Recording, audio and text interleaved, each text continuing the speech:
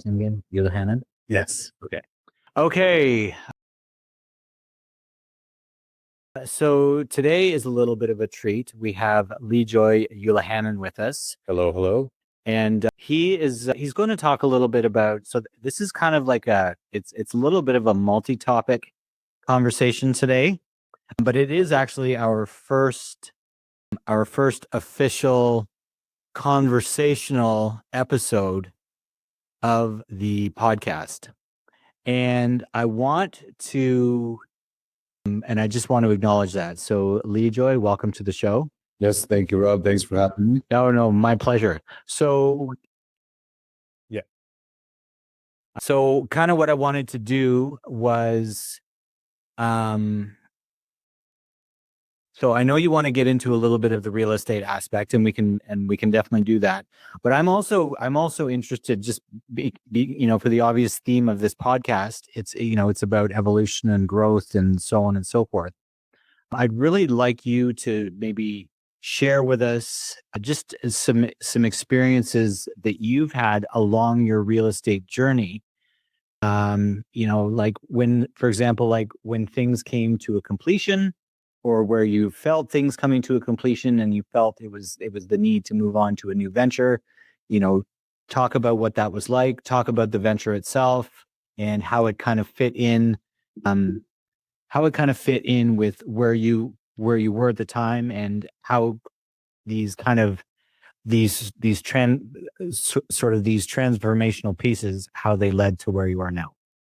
It's interesting. So thank you for the question. It's nice always to self-reflect and reminisce on how you got to where you are today, right? So I think I've sold 2 real estate brokerages in my past. And the first one, we built it with one of the largest commercial real estate brokerages in the Toronto area anyway. And we were servicing across Canada and doing quite well. And then my wife was diagnosed with cancer, and suddenly had to change course, and we ended up selling the brokerage. We did well with the sale, but obviously my mindset was focused on my wife, and that became the priority. Soon after, it was a blessing. She's healthy and well, and everything is fine now. After so many years, that was 15 years ago. Soon after that, I started another brokerage.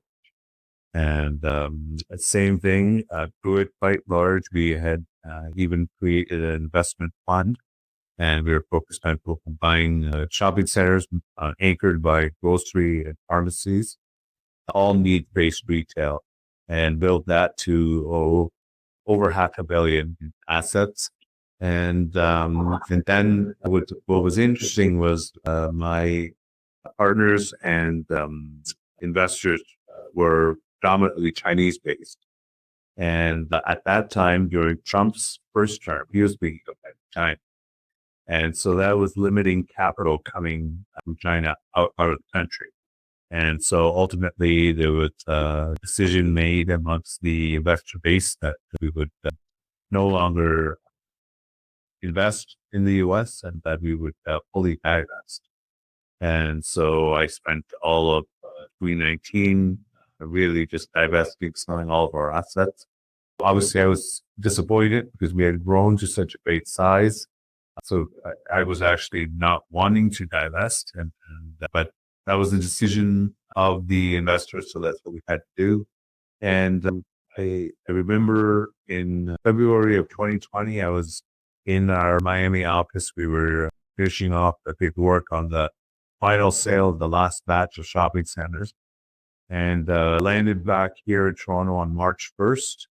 And 13 days later was the global pandemic and global shutdown, and retail went down. So now I look back and I see, obviously, it was a blessing in disguise. When I was going through it, was not happy at all. But now I look back and see how it truly was a blessing in disguise. And this is kind of the, like one of the overarching themes that I'm, or one of the messages that I'm trying to convey through this, through these types of things, which is that, I mean, I can reflect on many circumstances in my own life, both in the past and current, of of carrying a similar theme. Whether it was the ultimate choice to leave a living situation that I was in a few years ago. I was basically, I thought, was living the life for for a single guy living in downtown Toronto. Had a thriving real estate business, was living in a great condo building, driving a nice car, had great clients. And then suddenly, as we moved towards the pandemic, everything just started to systematically just kind of started to go south. So I wound up sustaining. There was a lot of emotional challenges that came up.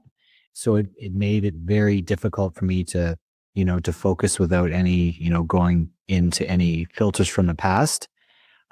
And so subsequently, I wound up having to deal with a lot of, a lot of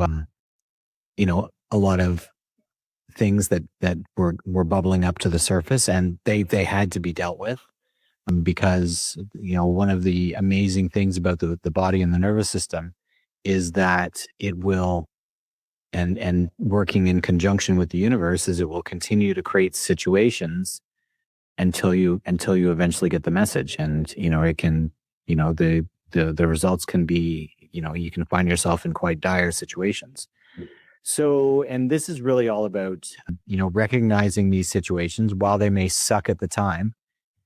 When you do get to reflect back and you can extrapolate all the benefits that not only came out of going through the experience, which we're gonna touch on in a moment, but also where it's, when you get presented with a situation after the fact. So in my situation, I had a piece of real estate, and I just with everything that had happened, I'd had a back surgery, and just with the emotional challenges, and just having to focus, like, more than half of my time on managing and dealing with that.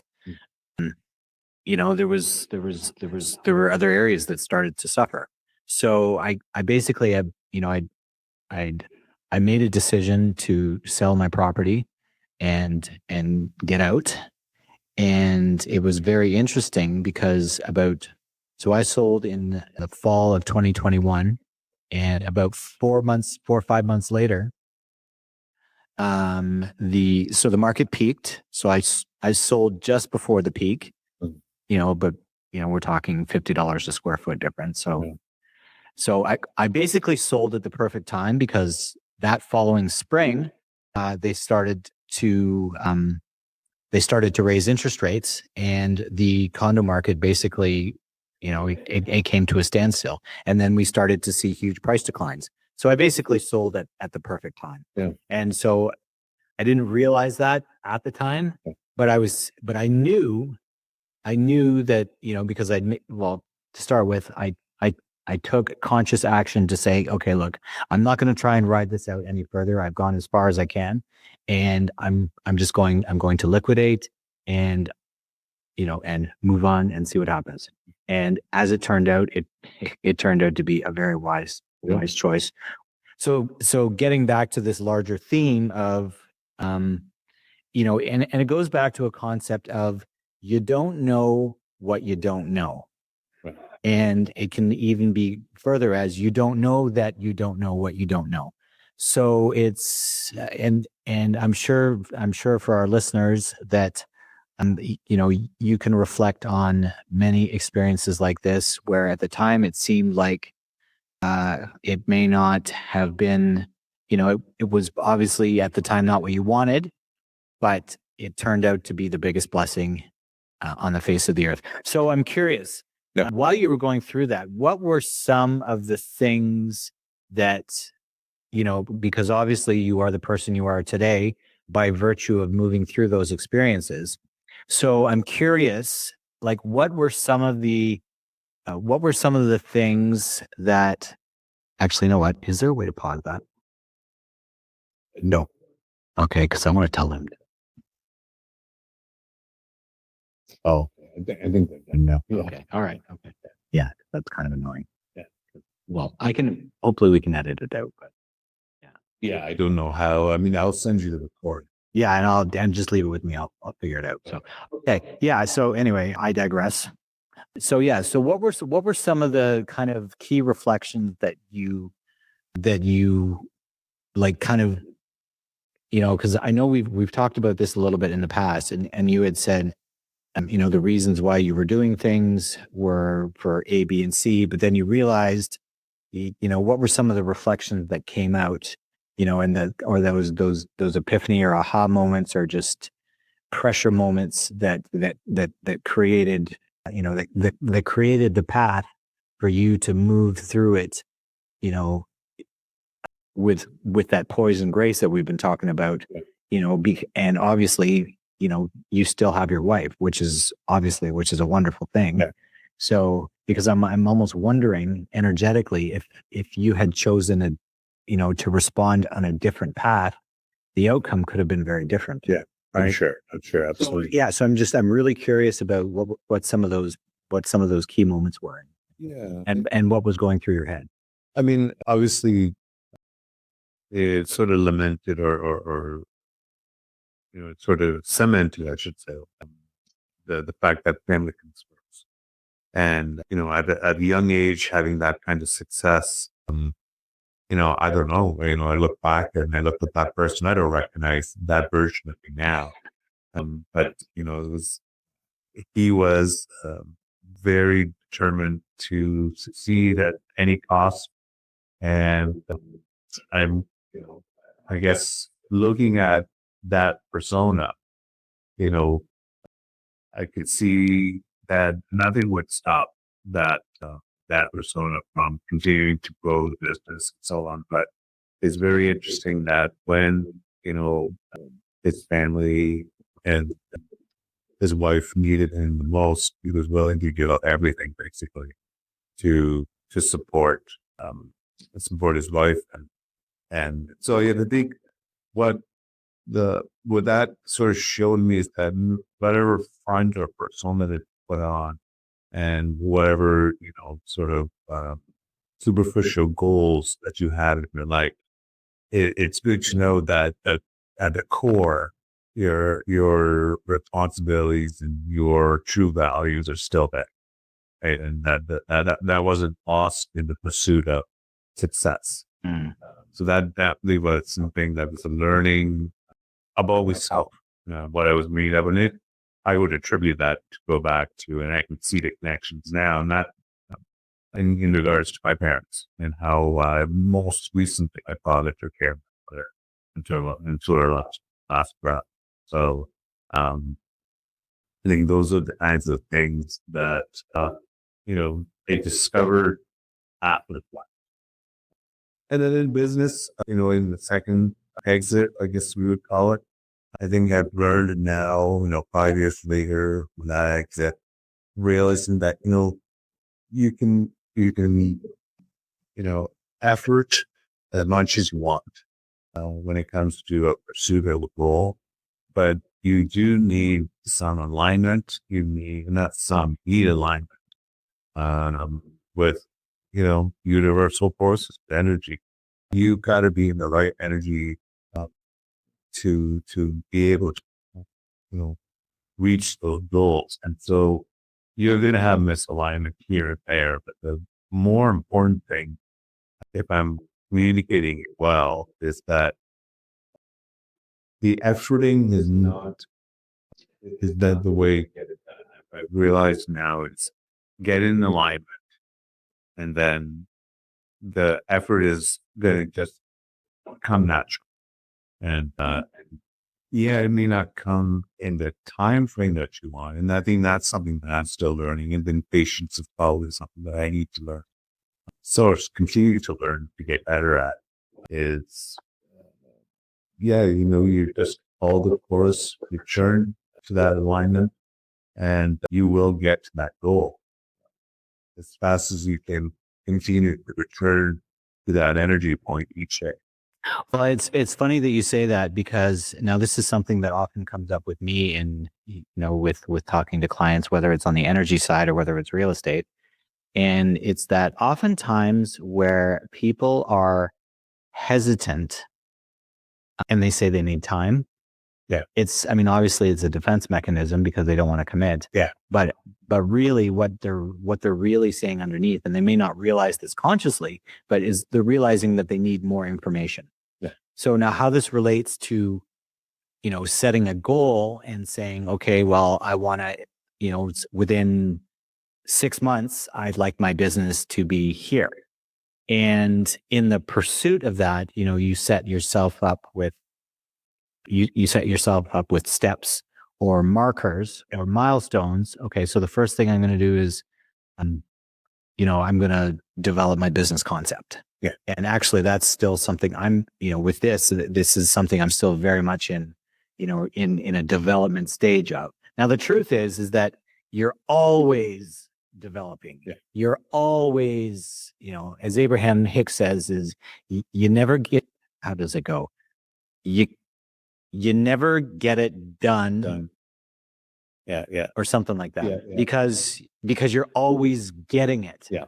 Right? Because there's always more to learn. There's always nice little finer tweaks that you can put on it. Yeah. But it's not, and then the thing is that it's not a linear thing. It's a connecting with, this piece of information over here, and realizing this, and fusing ideas together and testing and executing, but in a way that's got some sort of creative presence around it. And so what I mean by that is that when we're feeling like, oh, when is this going to happen? When is this going to happen? There's still a piece that we haven't figured out yet, Yeah. or that hasn't come to fruition. Yeah. And until you, and it's not even about that thing happening per se. It's more about the understanding of taking it on as a partner, as opposed to digging your heels and fighting it against. Mm-hmm. So when we're always, now I'm going to offer a nuance here, and you could approach it from a standpoint of curiosity. Yeah. And you could still ask the same question in terms of like, and this is more of a contemplation kind of approach. You could say, I wonder when this is going to happen. Right? So there's these little shifts that you can make, going from, you can still be on the same topic, but when you roll it into a new energy, so you get into that energy of expansion and curiosity, it's the same, you're asking the same question, but you're not asking it from a place of like having like a little temper tantrum. Yeah. Because when you're saying, I don't mean this you per se. Right. Trust me, I've been known to not necessarily be the most patient person at times either. Yeah. Like 10 minutes ago. But it's like, and I was just thinking about this, just kind of dawned on me as you were talking about it. And it's like, you can make these subtle little shifts to create that openness. And what that does is that it reopens the gate back into alignment, because you're now getting curiosity, and you're connecting with that larger body of intelligence and information to say, well, and then it occurs to you. It's like, oh, well, this is something that we haven't considered. So maybe, so what I want to do now is I want to take this back into commercial real estate, because I know that that's your jam. Yeah. And what I kind of want to do is, let's take a bit of an intuitive approach, and maybe you can just give us like just a quick, little synopsis, like historically in Toronto, just over the last few years. And I want you to kind of tie it in from like an energetic standpoint. And so like what you see in the market, and what investors are saying, and see if we can draw any parallels with what's going on with the world at large. Yeah, okay, that's an interesting statement. So I think in terms of what's been happening, it's been an interesting environment since we've divested from the shopping center fund. A lot of our investors had, and we did quite a lot of investors, we returned 35% annualized IRR return. Wow. We all did very well. But then, see, we returned it right before the pandemic started. And so we had 2 years of basically no activity. No real investment activity, at least from our perspective, at a time manager. And so in those years all the way to the pandemic, kind of 2023, 2 years ago, we started looking at different ways to pivot. And but we always had opportunity for more capital because of our lending company. And so we decided to pivot that direction and to utilize the investor capital to land up. And so that's what we've been doing for the last 2 years. And it's been an interesting in regards to acquiring commercial real estate. A lot of our investors have really just sitting on and lending money is very secure by real estate. But it's not as lucrative as buying real estate, doing course appreciation, releasing, renovation, anything, and then selling it for profit. Those returns are much higher than just a simple loan. So I think that's where the status of the market is right now, at least from my perspective, what I'm seeing. However, just very recently, we've had interest rates dropping to a point where leverage is important or makes sense, I should say. And it's like any investor, why not use leverage? If it's cheap now, why buy an apartment building all cash when you can borrow at 3%, but pay half the way from the bank and half of your own money. So that has now become the mindset. Let's use. So we're sort of heading into that kind of an environment. I don't know exactly where the ship is sailing. I know that it's better conditions. So it should lead to good opportunities coming out very soon. So I'm also very curious. And so I was just wondering where are we headed? It almost again. So my mind is at work while you're speaking, and this could be there could be some major opportunities because as we've seen on the resales or in the residential side, I mean, especially in condos, I mean, it's created massive opportunities. Yeah. So I feel like, I mean, if, because I'm also getting too that moving out, prior to 2020, it wasn't just you guys, because there's this, there's always what Carl Jung called the collective unconscious, or you could call it, the mass conscious, whatever you want to call it. Yeah.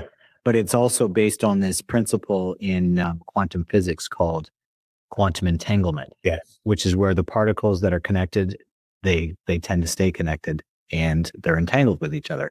And there's another principle, actually, the holographic principle, which states that the whole, everything in the whole is in the part as well. So that's why, just to digress for a second, why you see fashion trends all over the world that are the same. Why music, you have the same music that's popular all over the world. And in ancient times, why you had, they were building pyramids in Egypt, and they were building pyramids in Tibet, and they were building pyramids in Mexico and South America, Central America, because of those two phenomenons working in tandem. Right. So, anyway, so just getting back to that, my guess is, I mean, I'd have to do some research, but I would guess that, based on my own experience in real estate, is that there was a lot of that happening in a lot of places, and people not necessarily knowing why until the pandemic hit, because this is the way that the universe works. Yeah. And again, people question it. The stock market goes bananas, and then you look at the first 3 months of the first 3 months of the Trump administration with all the uncertainty that was created and just what the stock market was doing. So it's really interesting how how fragile the ego is, because this is just a mass ego consciousness, because we're not connected for the most part. We're not rooted to that bigger body of intelligence that most of us have, right? So but yeah, I'm curious to see, but I feel like there could be some real opportunities in commercial, especially on a large scale. Yeah. In the next few, in the next while, because there's a window where interest rates are. Because they've lowered interest rates a little bit in the States. They did that last week, as they did here, but that's their first interest rate reduction, whereas we've had numerous. So so intuitively, I feel like the energy spinning around. It's a very positive environment now. I think that, in talking to a lot of other colleagues in the business, other fund managers similar to myself, and talking to the larger investor community, everyone's quite excited about where we're headed. Technology is a bit unknown, but what sectors or assets within commercial real estate to focus on. So we'll watch that very carefully. And,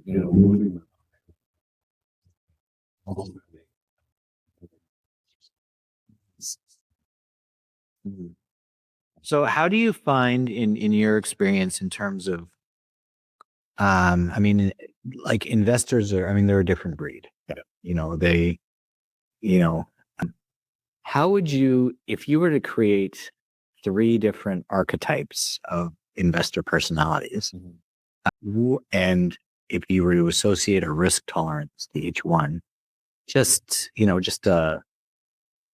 something simple, like what would that look like? yeah, well, I guess we could talk about it in terms of energy. There's obviously classifications that Let's take it like an energetic archetype. Yeah. Because the investors are classified for the purposes of clients. There are certain risk categories that investors are classified as, whether they're an accredited investor or they're a small time investor. They qualify with certain requirements. From an energetic perspective point of view, you have a very aggressive, high risk dollar investor, and you have the ultra conservative, and then everyone in between, I guess. I think when you find all commercial real estate, there's sort of the two extremes, in the sense that if you're lending, that's more of a conservative investment. It's a loan secured by bricks and mortar real estate.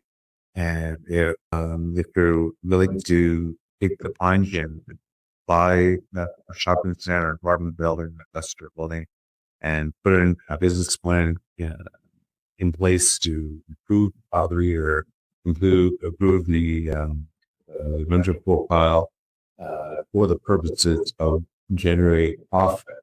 There's some risk. There's always going to be risk.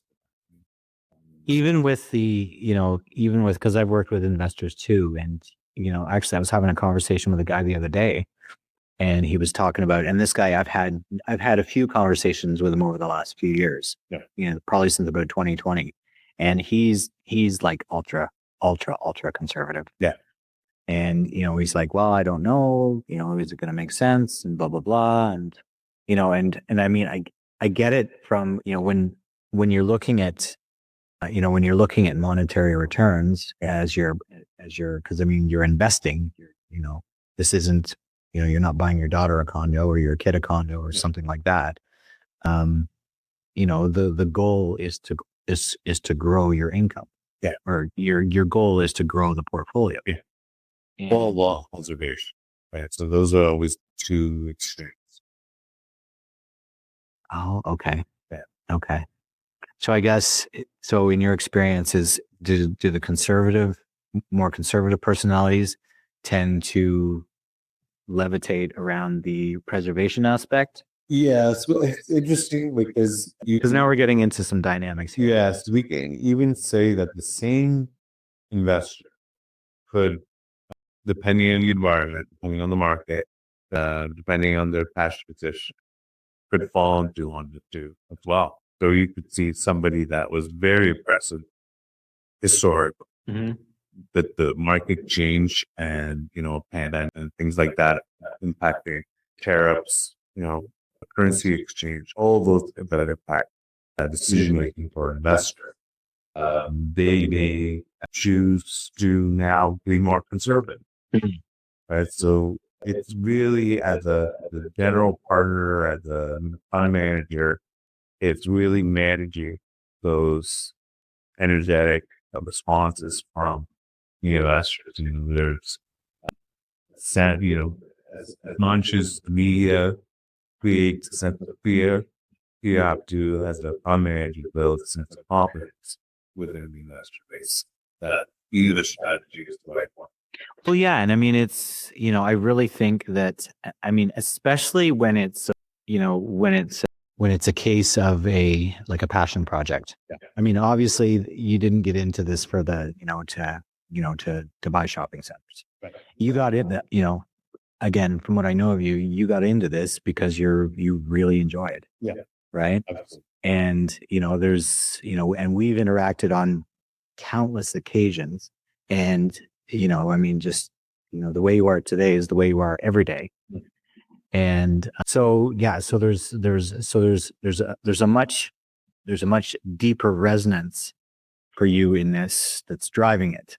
It's not a, like I said, it's not a intellectual. Yeah, there is an intellectual pursuit aspect to it. Yeah. But there's a deeper culmination that's active. Yeah. And I would say that, we talked about the persona of who I was going back 20 years ago. Yeah. The intention there was, that persona was all about closing deals, putting money in the bank. I think I matured hopefully from that to now, evolved all the way to, only doing a deal that feels right. Right for the investor, for me, for the group at large. Interesting. Because something else I'm picking up on is that I just mentioned my guest is here, so I know they've been waiting for me. So maybe you'll all right. wrap. Yeah. Yeah. Okay. So this will be the last thought. Okay. So something that just came to me was that, your mortgage broker guy's here. Yeah. Okay. So it was, so basically what happened was there was a convergence. Yeah. And when there was a convergence of, connecting to your, to the real reason why you were doing it, but not understanding at the time why you were doing it for that reason. I mean, you thought it was for make money, this, that, the other thing, and take no prisoners, like that, then that kind of zero sum game. Yeah. But when you were actually to create that convergence, you're now operating from a completely different set of rules. Right. Yeah. So, okay. Well, I think that's, I think that is fantastic. Lee Joy, it's been a pleasure chatting with you. Yes. Thank you, Rob. Thanks for having me. And I hope to have you back on the show again.